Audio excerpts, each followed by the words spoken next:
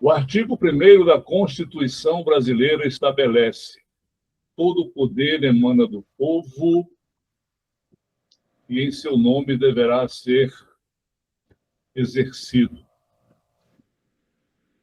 Essa é a grande responsabilidade dessas jovens pessoas que se habilitam para conduzir o Brasil nos próximos anos, nas próximas décadas, espero que com sabedoria, competência e muita seriedade. Com muito carinho, recebemos hoje mais uma vez meu amado amigo, grande mestre, advogado criminal, empresarial, especialista em direito autoral, um dos homens mais sábios, mais justos e mais éticos com quem eu trabalhei nos últimos 20 anos da minha vida. Sei que ele não está ouvindo, estou falando só para vocês, tá bem? Mediador deste encontro de hoje, doutor Cláudio Avelar. Prazer em ver. Olá, amigos, olá, Ney. Recebo hoje, com muito prazer, com muita honra, 3 pré-candidatos ao cargo de deputado federal. Camila Correia, Lorena Fonseca de Medeiros e Lucas Brasileiro, todos filiados ao Partido Missão. Sejam bem-vindos e vamos fazer hoje um momento interativo, um bate-papo bem legal e suave. Eu tenho certeza que a nossa audiência vai gostar bastante. Sejam bem-vindos. Obrigada. Bom, Obrigada. Dizer a todos, a vocês e à nossa audiência, quais serão as regras desse nosso debate, que não tem modelo de confronto. Serão perguntas e respostas individuais, não será um contra o outro. Eu, apresentador, mediador, pergunto e vocês respondem. Vamos lá. O mediador, que é esse que vos fala, fará uma pergunta para cada candidato, que terá o tempo de 1 minuto inicialmente para a sua resposta. Cada pergunta será realizada para todos os pré-candidatos, sendo que a cada nova pergunta será alternada a ordem de resposta. Após os candidatos responderem, o primeiro terá mais 30 segundos para complementar a sua resposta, caso queira, e depois o mesmo tempo será concedido ao próximo. Na primeira pergunta, o pré-candidato terá a oportunidade, ou pré-candidata, terá a oportunidade de se apresentar. Na segunda pergunta, o pré-candidato explicará por que resolveu se candidatar. E na terceira pergunta, o pré-candidato ou candidata poderá apresentar suas principais bandeiras e propostas. Da quarta pergunta em diante, todas sempre com o mesmo tempo, 1 minuto, mais após o último responder, a possibilidade de complementar em 30 segundos. Então, da quarta pergunta em diante, os convidados responderão às perguntas sobre o mandato, caso eleitos. Lembrando que seguiremos alternando sempre a ordem de resposta. Bom, é importante que todos saibamos, que a nossa audiência também saiba, que a responsabilidade sobre o conteúdo das respostas será exclusivamente dos convidados. Esse programa, Arena Política, esclarece que as pré-candidaturas são opções pessoais dos filiados a cada partido, que devem estar cientes de que caberá exclusivamente aos partidos, ao partido de vocês, a confirmação da legenda aos pré-candidatos, que, se confirmados, serão posteriormente apresentados aos eleitores como candidatos. Após o dia 15 de agosto, mais precisamente no dia 16, começa de fato a campanha. Todos estão cientes disso? Alguma dúvida? Não. Perfeito. Então vamos lá. Vamos fazer uma alternância de respostas. Eu vou por ordem alfabética, quase. Começar pela Camila. O segundo a responder será o Lucas e o terceira a Lorena. E depois a gente vai invertendo a ordem de forma que cada vez um dos presentes responda primeiramente cada pergunta. Tá bom assim? Tá ótimo. Vamos lá. Primeira pergunta para a senhora Camila Correia. Camila, quem é você? Se apresenta para os seus eleitores. Oi, gente. Bom, primeiramente, queria agradecer o convite. Obrigada por estar aqui e escutar nossas vozes também, né? pessoas novas aqui na política. É muito importante a gente ter essa abertura, né, para se comunicar. Bom, meu nome é Camila Correia, eu tenho 27 anos e a política nunca foi um sonho para mim. Eu sempre tive outros sonhos, mas o meu caminho ele foi muito construído para chegar até onde eu estou. Eu comecei a trabalhar muito cedo, vendendo picolé na rua, vendendo rifa no sinal. Depois, já com 17 anos, eu tive a possibilidade de ir para fora trabalhar a primeira vez. Fui muito nova, aprendi muita coisa na marra, não sabia nem falar a língua dos países que eu ia. Passei por muitos abusos, muitos problemas. Tinha problema de não ter nem dinheiro para alimentar. Então, eu ouso dizer que a minha maior formação tenha sido a minha própria vida, porque mesmo que eu tenha formação acadêmica, eu acho que eu aprendi muito mais na vida, que a vida é dura, ela cobra, então foi por aí que eu aprendi. Depois de voltar ao Brasil, eu tive também o privilégio de participar de várias ONGs, trabalhei com moradores de rua, trabalhei com famílias carentes. Então, eu venho não muito mais com dados de pesquisa, eu venho com dados dos meus próprios olhos, aquilo que eu vi nas ruas, aquilo que eu sei que nós precisamos mudar. Então, é isso que eu quero agregar na política e é isso que me fez escolher estar aqui. Querer mudar aquilo que eu já conheço e entendo que nós precisamos de mudança. Ok, muito obrigado. Lucas, a próxima pergunta será dirigida a você. Lucas Brasileiro, quem é você? Se apresente aos seus eleitores. Então, eu sou o Lucas Brasileiro. Brasileiro é o sobrenome mesmo, né? Muitas pessoas perguntam. Eu nasci em Brasília. Eu atualmente trabalho como engenheiro aeroespacial no sul da França, em Toulouse. E a minha carreira, ela se iniciou muito cedo, né? Eu em Brasília, eu comecei a dar aula de inglês aos 17 anos. E tive uma namorada, que hoje é minha esposa. E aos 20 anos, ela engravidou. Nós juntos tivemos que continuar os nossos estudos e trabalho dessa forma, na correria com o filho. E eu continuei dando aula de inglês. Muitas pessoas de Brasília me conhecem como Lucas Brasileiro, professor de inglês. Trabalhei na Wizard, na cultura inglesa, de aulas particulares. E segui o curso de engenharia aeroespacial na Universidade de Brasília. E depois eu participei de um estudo no Instituto Superior de Aeronáutica do Espaço, no sul da França, com a Airbus, né? Esse estudo foi uma especialização que me gabaritou para ser um especialista na área de estrutura de aeronaves, né, e de espaçonaves. E eu tive um projeto com a Airbus também, um projeto de espaçonaves, de um foguete, né? Eu vi que passou um minuto, mas vou tentar fazer rápido. Fiz um doutorado na França, na área de estrutura e materiais. E aí, após o doutorado, eu fui contratado na Airbus e um pouco antes também eu participei de uma missão lunar análoga com a Agência Espacial Europeia como astronauta análogo no vulcão Mauna Loa, no Havaí, né? Então, isso aí é um resumo um pouquinho rápido de tudo da história. Ok. Obrigado, Lucas. Agora a próxima convidada, pré-candidata a deputada federal, Lorena Fonseca de Medeiros. Lorena, quem é você? Se apresente. Cláudio, muito obrigada, Ney, pelo convite, né, pela oportunidade de estar aqui. Meu nome é Lorena Medeiros, eu sou gestora pública federal, componho o quadro de servidores efetivos do governo federal, como especialista em políticas públicas desde 2004. Sou cientista política, formada aqui na UNB em ciência política e tenho um mestrado em desenvolvimento econômico pela London School of Economics, né, em Londres. Mas, acima de tudo, eu sou esposa, sou mãe, eu tenho 3 filhos, sou casada há 15 anos e divido o meu tempo aí entre cargos de gestão, posições de liderança ali no governo federal e o papel de mãe, de dona de casa, cuidando dos meus filhos, mas eu sempre fui muito idealista. Eu sempre fui, o pessoal me chamava de Aspone apaixonada, servidora pública apaixonada, que eu era defensora da causa, mas é que eu sempre trabalhei com coisas que eu acreditei, que eu ajudei a construir.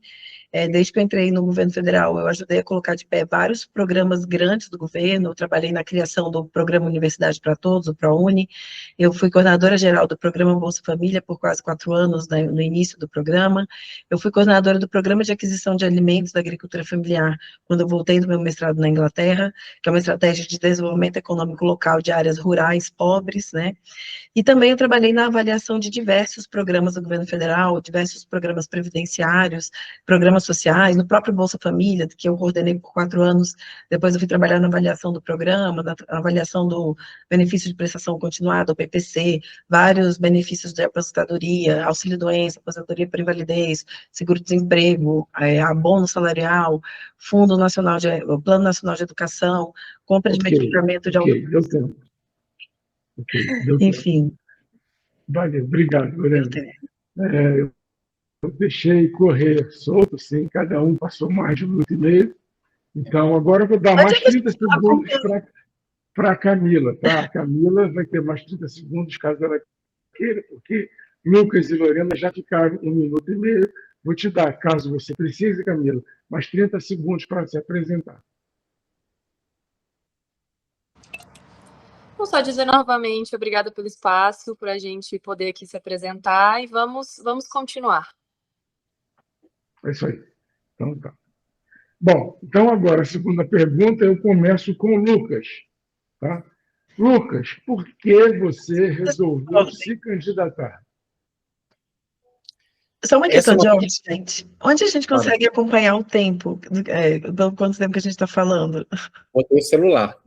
Ah, você marcou por aí. Tá bom. Eu achei que tinha um marcador aqui na tela. Mas tá bom. Vou fazer aqui o meu também, para não perder o tempo da próxima. Obrigada.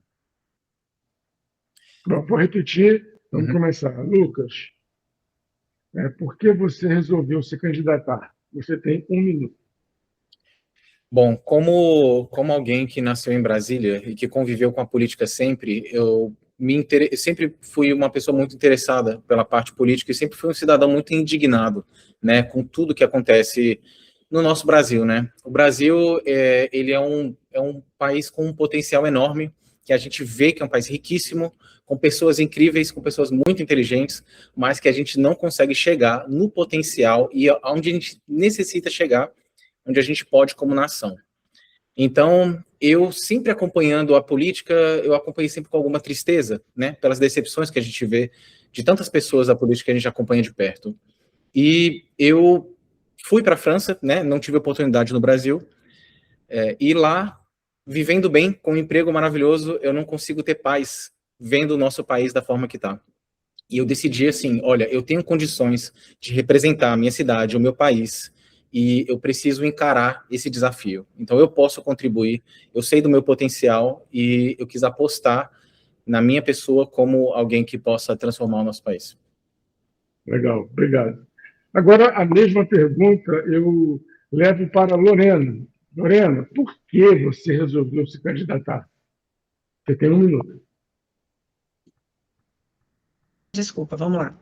Então, Cláudio, foi uma experiência interessante, foi um convite de líderes aí do Missão, do Movimento Brasil Livre, da Amanda Vettorazzo, do Oliver, pessoas que estão ali militando no movimento, que identificaram ali na minha história de vida, na minha experiência. Também eu já tinha coordenado o movimento em um momento lá atrás, né, em 2021, 2020, fiz a Academia MBL lá atrás, dei algumas aulas também na Academia MBL, e eu sempre tive muita liderança, né, com o pessoal aqui de Brasília, e pela minha experiência no governo federal, eu vinha sempre desenvolvendo papéis de protagonismo, de liderar projetos no governo federal, mas eu sempre sentia que esbarrava até certo limite, que era possível fazer mais, mas para isso eu precisaria estar também em outro nível de participação, já como representante mesmo, no parlamento, em outra esfera de representação, não apenas ali na burocracia.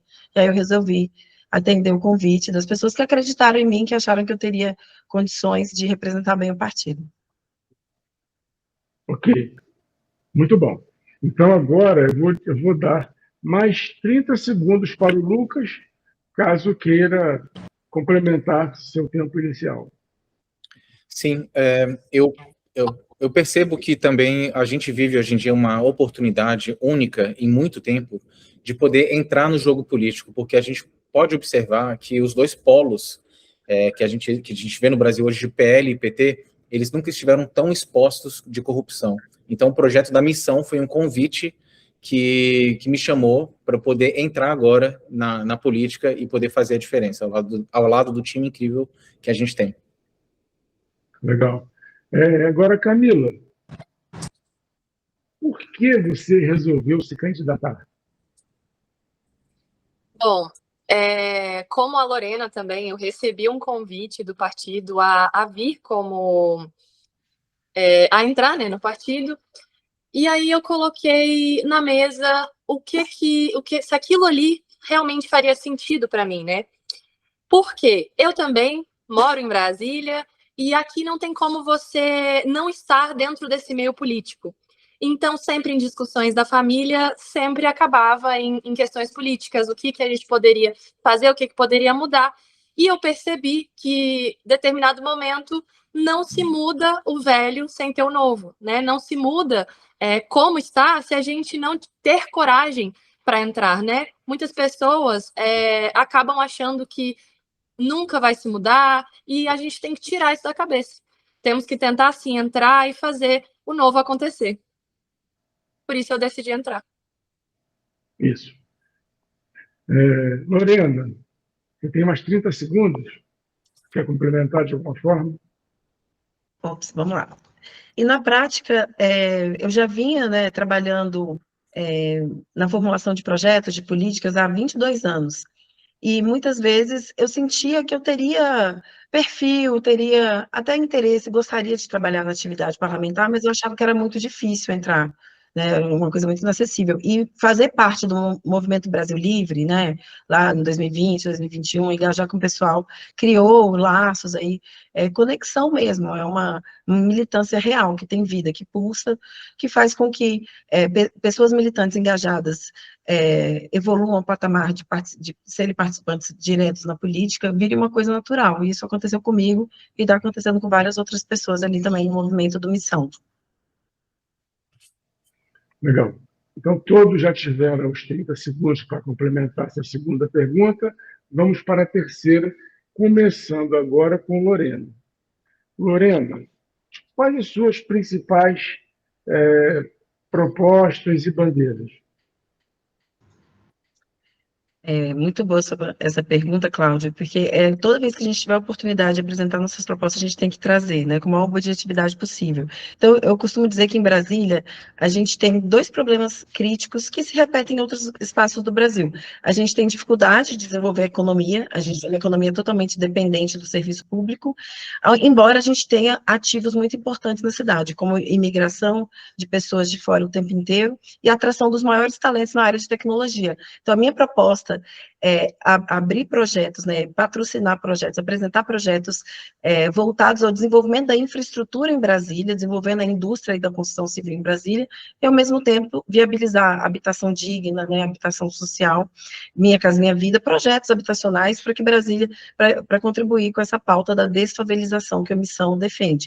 E a outra pauta, para além da desfavelização, reurbanização, né, aproveitando para desenvolver o ramo da indústria e da construção civil, eu acredito muito na educação em tempo integral, que é a estratégia para transformar o nosso país.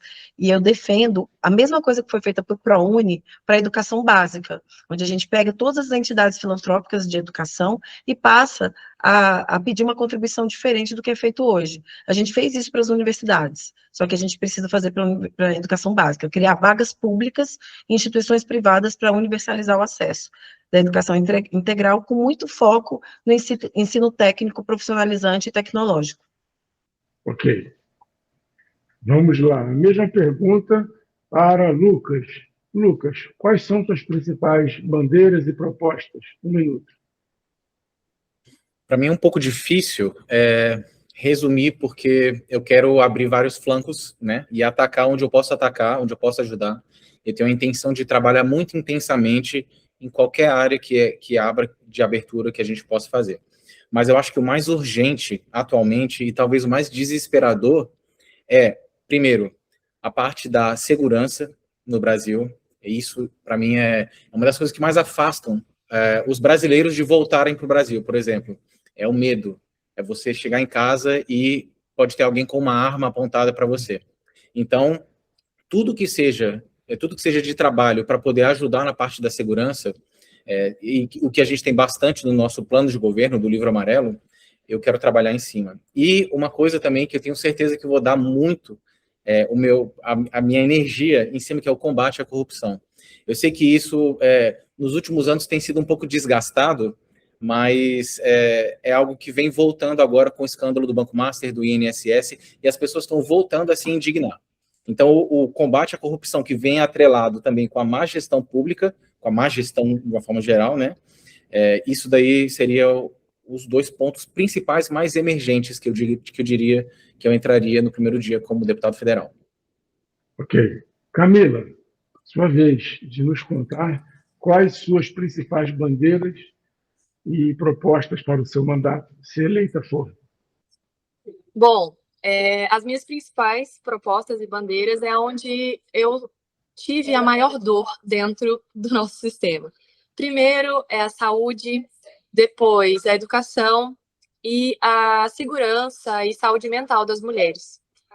A saúde, porque eu dependi durante muito tempo do sistema, né, de saúde público, e quando eu tinha 14 anos, eu quase morri na fila de espera para conseguir fazer uma cirurgia que era uma retirada da vesícula. É algo básico, que era uma cirurgia muito rápida, mas que eu passei meses na fila de espera, não consegui. E eu fiquei internada durante muito tempo. E o médico do hospital que eu estava falou para os meus pais, olha, se você conhecer alguém no meio da saúde, por favor, fala com essa pessoa, porque senão sua filha vai morrer dentro de 2 semanas, ela não aguenta mais. Graças a Deus, eu tenho um tio que ele é de Goiânia, e ele é dentro da saúde de Goiânia, e eu consegui ir para Goiânia, eu tive que me encaminhar para lá para conseguir fazer essa cirurgia, porque aqui eu provavelmente teria morrido esperando o nosso sistema funcionar. Sobre a questão da educação, eu tive um ensino médio onde eu tive o prazer de conseguir uma bolsa no Sistema S, no SESI e Senai. E lá eu tive acesso ao ensino técnico. E isso foi uma diferença tão grande para mim que eu ainda não entendo por que não é implementado em toda a nossa educação. Porque eu saí com 17 anos, eu já tinha currículo, eu já podia começar a trabalhar ali, porque eu tinha um ensino técnico que eu me formei durante 2 anos dentro do meu ensino médio. Então, eu gostaria muito de implementar isso e também reestruturar o nosso ensino básico, principalmente integrando os nossos pais com os alunos e professores. Então, criando um app onde os professores coloquem ali faltas, onde os alunos tenham biometria para entrar na escola. Então, o pai que não sabe e não consegue levar o filho para a escola, que ele vai de ônibus, ele sabe exatamente o horário que o filho entrou, saiu da escola. Isso é muito importante para nós evitarmos as coisas. Então, basicamente é isso. Ok. Vamos lá. Obrigado. Muito bom. Bom, vamos começar agora, Camila. Vamos fazer uma segunda rodada desta pergunta, começando pela Lorena. Você quer complementar suas propostas ou já está atendido? Sim, eu queria complementar um ponto muito importante. Um ponto muito importante que eu defendo, né, para que o Estado tenha a capacidade de fazer melhor as coisas. Eu não defendo um Estado mínimo, eu não defendo um Estado super desenvolvimentista, não, mas eu defendo um Estado que faça melhor. Não faz sentido a gente simplesmente falar, vamos arrancar tudo fora que a gente já faz hoje, vamos parar de fazer. Não é assim. O Brasil não tem esse perfil, não tem essa cultura.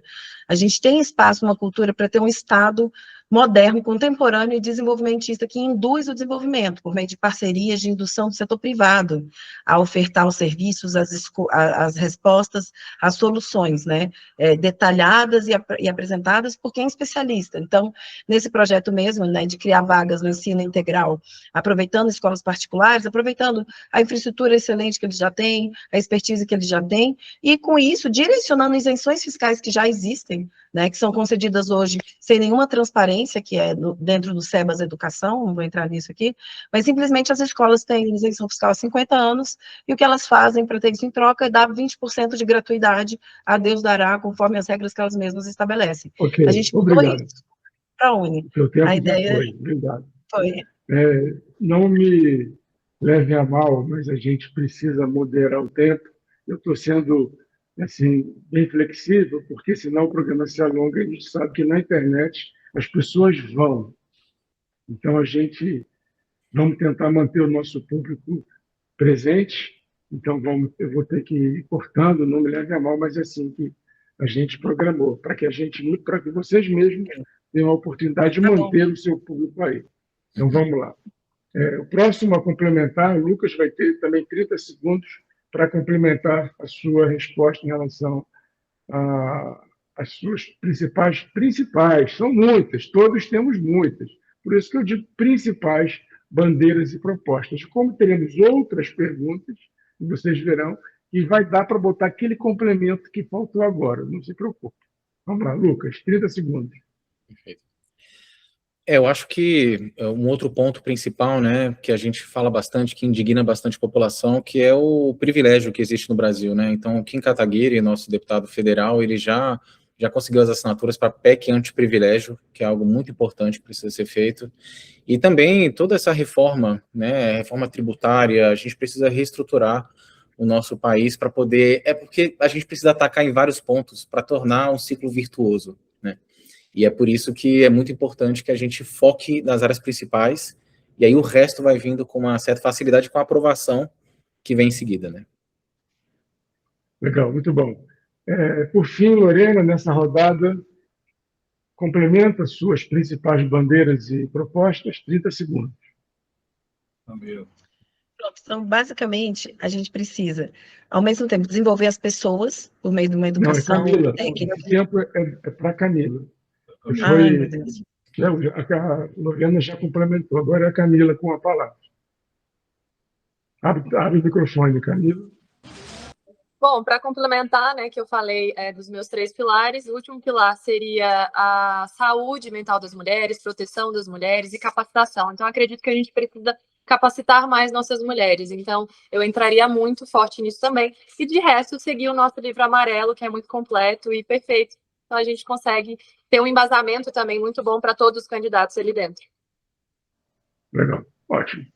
Olha, gente, vou dizer uma coisa para vocês. Aquele que está nos assistindo vai ter muita dificuldade, eu já prevejo isso, em escolher qual seria o melhor entre vocês três. Vocês três estão indo muito bem, estão dando show. Eu, particularmente, como crítico, posso reconhecer que a qualidade de vocês três como pré-candidatos é muito boa.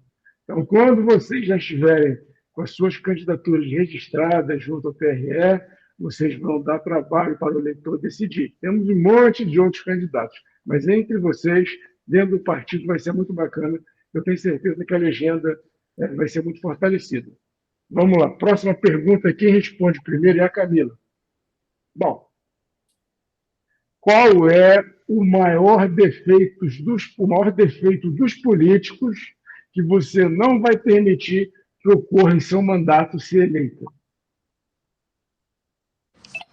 Eu acho que o maior defeito é que a pessoa, né, a maior parte dos políticos entra ali achando que eles têm que criar patrimônio e não servir a população. Então, eles entram ali achando que eles vão pegar todo esse dinheiro e vão acumular patrimônio, ter mais dinheiro, ter mais poder, e não é isso, né? A gente precisa primeiro acabar com isso, acabar com a corrupção, tirar esse poder tão grande da mão deles e eles esquecerem do que eles estão ali para fazer, que é servir a população. Muito bem. Agora, Lucas, qual é o maior defeito dos políticos que você não vai permitir ocorrer em seu mandato? 1 minuto. O maior defeito dos políticos no Brasil é eles entrarem com a intenção de se tornarem, seja celebridades, né, porque eu percebi que isso é uma coisa que existe no Brasil, eles se acham celebridades, ainda mais com a mídia social hoje em dia, e enriquecer, né, como a Camila falou. Eu vejo que, para a maioria deles, isso está em primeiro plano. Muitos entram sem nenhuma ideia, e eles entram apenas porque foram convidados, e isso vai ser também um caminho para coisas erradas acontecerem, e dessa forma, né, coisa errada acontecendo, eles conseguem enriquecer, né? Então, a gente precisa de uma fiscalização muito forte em cima do trabalho desses políticos, e que isso seja exposto. Eu acho que a transparência é o remédio que a gente pode ter na política no Brasil, e os políticos precisam ser transparentes em tudo, inclusive como até o nosso pré-candidato ao governo de Santa Catarina falou, os políticos deveriam usar o serviço público, né? Talvez até o transporte público, a gente poderia criar algum caminho para que isso seja feito, porque eles não sabem o que acontece na vida do trabalhador. Eu acho que é por aí. Isso aí. Bom, então agora, Lorena, repito a mesma pergunta. Qual o maior defeito dos políticos? São tantos, né? Eu perguntei assim, qual o maior defeito? É difícil, são tantos defeitos que a gente persegue no dia a dia, os nossos representantes, suportes representantes, mas qual o maior defeito que você não vai permitir que ocorra, que seja realizado em seu mandato? Lorena.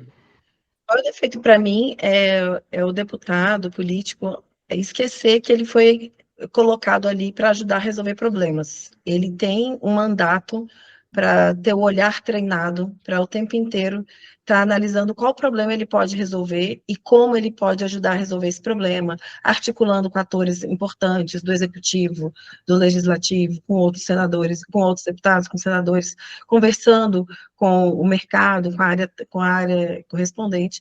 Então, para mim, o maior defeito é ele chegar lá e achar que o fim é um fim em si mesmo. Ele chegar no Congresso e achar que o fim dele é ganhar influência e ser importante e esquecer de resolver os problemas para qual ele recebeu o mandato de ir lá levar para o Congresso para gerar soluções nacionais. Ok, obrigado. Bom, retomando a rodada, Camila, você tem mais 30 segundos para complementar, caso queira, a sua resposta. Eu gostei do que o Lucas falou, né? Porque é algo que nós falamos muito na minha família, que o governo ele só vai mudar quando eles começarem a usar o nosso sistema. Então, a saúde só vai melhorar quando o político ter que enfrentar uma fila. Nosso transporte público só vai melhorar quando eles precisarem utilizar, né? Porque uma das coisas piores também que acontecem é eles ganham um mandato e eles têm de bandeja tudo aquilo que o brasileiro paga para ter, não tem. Então, é aí que nós temos que fazer a mudança. Lorena, mais 30 segundos para complementar a sua resposta.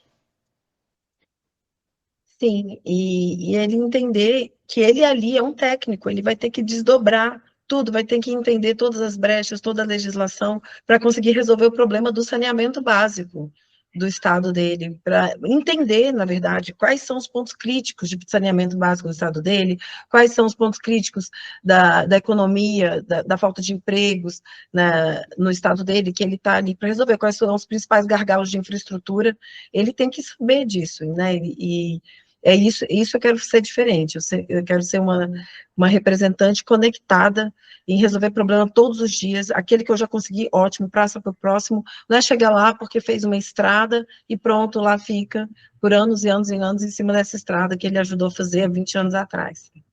E depois entra só em pauta, né, como, ou fazendo montinho, fazendo coro com o grupo, sem ter opinião sobre nada, não é para isso. Ok, Tá ali, obrigado. Próxima pergunta, próximo a responder foi primeiro agora a Lorena, o próximo é a Camila, que vai ser a primeira a responder. Camila, você é a favor da reeleição? Comenta. Você tem 1 minuto. Eu acho que eu fui a primeira na última, mas vamos lá de novo. Se eu sou a favor da reeleição? Sim, de modo geral.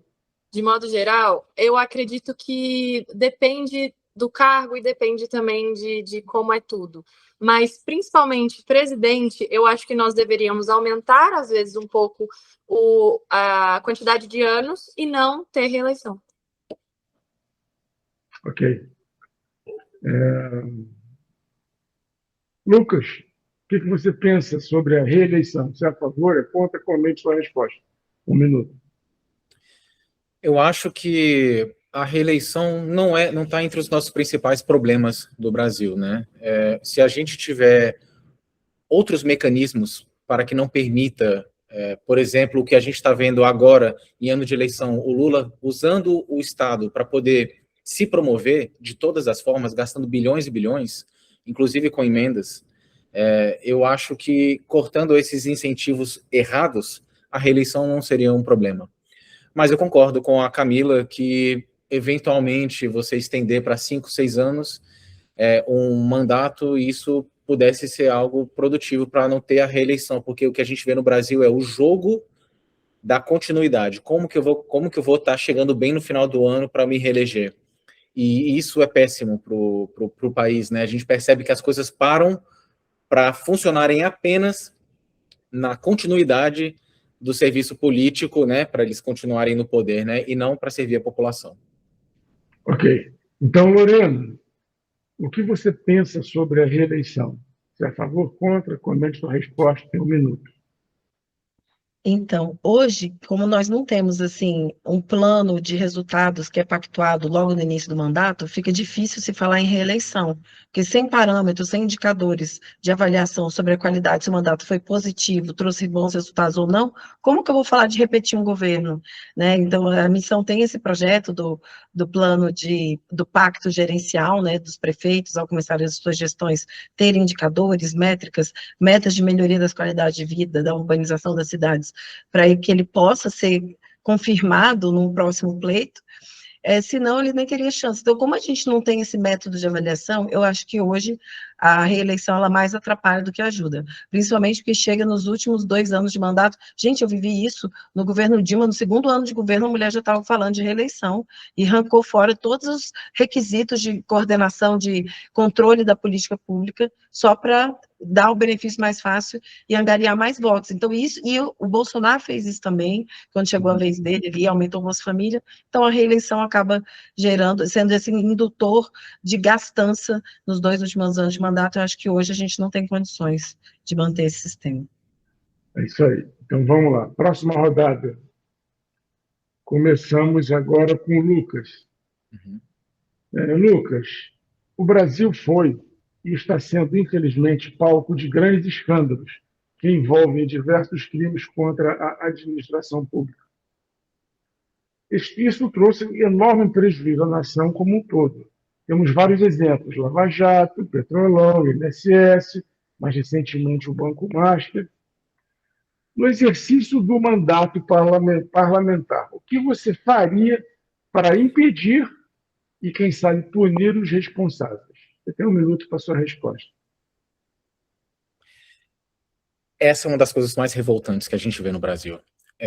A impunidade. A gente percebe que os escândalos de corrupção vão acontecendo e as pessoas envolvidas elas vão se protegendo. Esse caso do Banco Master é um caso muito especial, porque ele demonstra como a máquina que o Vorcaro construiu de proteção, como que ela é poderosa, porque a gente percebe tantas pessoas envolvidas e muitos, a investigação não chega, a punição não chega, e quando a punição chega, eles dão um jeito de poder botar todo mundo embora. Então, eu acho que como deputado federal, é uma coisa que o Kim está fazendo bastante também, é expor, é você fiscalizar, é você expor, é você criar e defender leis que aumentem a punição para crimes de colarinho branco, né? Então, a partir do momento que você tem uma punição, que você vê a PF trabalhando, você vai conseguir observar uma mudança na consequência, né, desses atos. E eu acho que vai ser um desestímulo para os políticos, né? Porque atualmente vale a pena, para eles, vale a pena roubar, porque a punição não vem.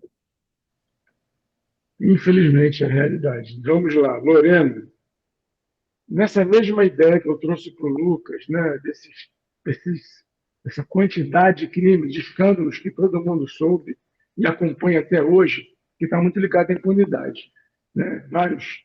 Agora, no exercício do mandato parlamentar, o que você faria para impedir que ocorresse e para punir os responsáveis? Você tem 1 minuto.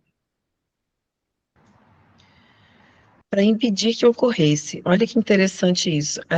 Impressionante é que a Câmara, o Congresso Nacional, tem diversos instrumentos para fiscalizar essas ocorrências, né, ao longo do processo.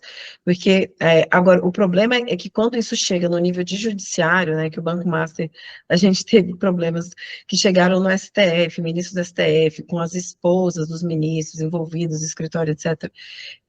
Impedir como isso aconteça, o parlamentar não tem como, porque ele tem como observar por dentro como isso tá funcionando por dentro ali do Congresso, por dentro das estruturas dos partidos, e denunciar. Porque impedir que aconteça, veja só você, o que a gente está passando, ano após ano. A gente teve mensalão em 2005, petrolão em 2010 até 2000 e tanto, a gente teve os maiores empreiteiros do Brasil presos, e depois liberados com acordo de leniência, e agora a gente está repetindo isso tudo de novo, só que agora saiu de construtora e entrou para banco. Então, a gente tem uma estrutura tão montada no Brasil, que tem a ver com a cultura política das pessoas que entram e se reelegem muitas e muitas vezes sem nenhuma renovação, que hoje um parlamentar, quem fala, poxa, eu sozinho, o que eu posso fazer contra toda essa máquina? Mas juntos, a gente consegue denunciar, depurar, encher o saco, até que essas coisas se tornem insustentáveis e a gente precisa fazer uma mudança de procedimento, e que, veja, não é apenas mudança de norma, mudança de lei, é mudança de cultura, mudança de forma de fazer. Isso é que é o mais difícil. Ok, obrigado, Lorena. Agora, por fim, a Camila. Qual a sua opinião sobre essa tentativa, muitas vezes em glória, de acabar com a impunidade? Como é a sua resposta no minuto? Muito se fala também sobre crime organizado envolver só drogas e afins. E eu ouso dizer que o nosso maior crime organizado é dentro de Brasília. São as pessoas de colarinho, né? E o que acontece? Nós temos uma polícia que consegue e tem meios para fiscalizar, mas nós não temos e não conseguimos trazer que essas pessoas cumpram as suas penas e que elas realmente fiquem presas pelo que fez. Então, não é questão só de nós termos mais ferramentas de fiscalização, porque nós temos essas ferramentas. E a gente pode trazer até ferramentas internacionais de muitos países que já usam ferramentas muito boas em relação a isso. O que nós precisamos mudar é tirar essa impunidade. Não pode ter a gente descobrir algo e essa pessoa está solta, livre. Não pode, não tem como nós descobrirmos algo, essa pessoa ser julgada, depois ela volta e está lá dentro de novo do governo. Então, é isso que nós precisamos tirar, né? E, como a Lorena falou também, é uma mudança não só dessa estrutura, é uma mudança de cultura também. Porque todo mundo fala também do jeitinho brasileiro, e todo mundo que entra, ele quer tirar um pouquinho para você. Então, é isso que nós temos que cortar pela raiz também. É isso. Então, retornando ao início, Lucas, você tem mais 30 segundos, caso queira, para complementar. Sim, eu acho também que a gente poderia, de alguma forma, achar uma forma de melhorar os mecanismos, né, de escolha de nomeações, por exemplo, do presidente. Não tem condições a gente escolher um PGR que não faz absolutamente nada com as pessoas que ele precisa. O PGR é uma função tão importante que ele é o único que pode responsabilizar alguém com o foro privilegiado. Então, a escolha do PGR não pode ser uma coisa tão aleatória quanto ela é hoje em dia, e a escolha do STF também não pode ser tão aleatória quanto ela é hoje em dia, como o Lula, que escolhe o advogado dele 2 vezes, né? Porque tem o Dias Toffoli, que não passou em concurso de primeira instância 2 vezes, e o advogado dele, que defendeu ele na Lava Jato, entra na Suprema Corte. E como é que esse cara não vai trabalhar a favor do que o Lula precisa? Então, a gente precisa melhorar esses mecanismos, porque só assim que a gente consegue também quebrar essa impunidade dos cargos mais importantes na federação. Ok. Lorena, eu tenho mais 30 segundos para complementar a sua resposta. Perfeito. E como é que a gente consegue isso? A gente precisa montar um exército. A gente precisa de um exército. A gente precisa de uma tropa de pessoas com essa mesma mentalidade na Câmara Federal. E é isso que o Missão se desafiou a fazer. Montar essa tropa, montar essa galera, que vai chegar lá e vai falar, temos que mudar a forma como se escolhe presidente, ministro do Supremo no Brasil. Veja, não é uma simples, é uma mudança de Constituição, sim, mas para conseguir fazer essa mudança de Constituição, você precisa primeiro ter pessoas que acreditam que ela é necessária. Hoje, os políticos que estão lá não acham que seja necessário, eles falam assim, não, tem que ser assim mesmo. O presidente tem que ter como escolher os ministros do Supremo, senão ele vai ser abduzido, ele vai ser engolido pelo Poder Judiciário. Então, as pessoas, elas ainda acreditam nisso. A gente precisa mudar a mentalidade, a gente precisa mudar a cara das pessoas que estão na política. A gente começou a fazer isso já lá atrás, mas a gente ainda não tinha um partido que pudesse canalizar, de fato, essa nova política. A gente tem um Partido Novo, mas o Partido Novo acabou se associando ali muito intrinsecamente com o bolsonarismo, que a gente acha que já foge dessa linha de política como vocação, de nova política, e mais centrão.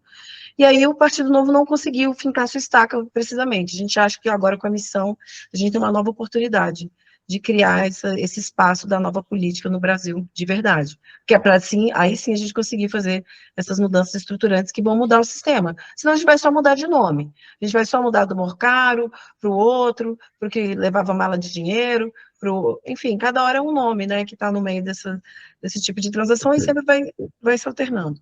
Se a gente não tiver essa tropa da inovação. Não é fácil, né, gente? Muita impunidade. Mas vamos lá. Agora, para finalizar essa rodada, Camila, 30 segundos para complementar a sua resposta. Só complementar aqui que, às vezes, nós também olhamos muito para esses grandes escândalos e a corrupção, e a gente esquece de olhar a raiz, né? Esquece de olhar onde aquilo começa. Começa também da população que vende teu voto, por algum dinheiro ou pelos programas sociais que tem.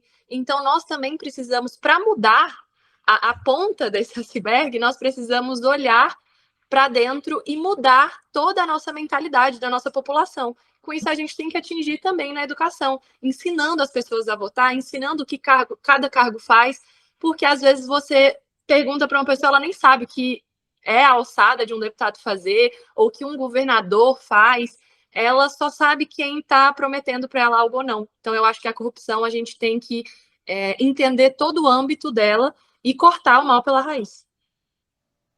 Ok, obrigado. Eu tive assim, a oportunidade de dizer ao presidente do seu partido, Renan Santos, diretamente no evento que eu estava presente, que o nosso Código Penal não é ruim. Ele só não é cumprido. Ele só não é observado. Da mesma forma, ruim talvez seja o Código de Processo Penal. Eu lhe falo como criminalista que sou. Porque o Código de Processo Penal impõe uma série de benefícios e privilégios contra o Código Penal, que é duro, que manda prender, que manda punir. Mas, assim, as punições não chegam, muitas vezes.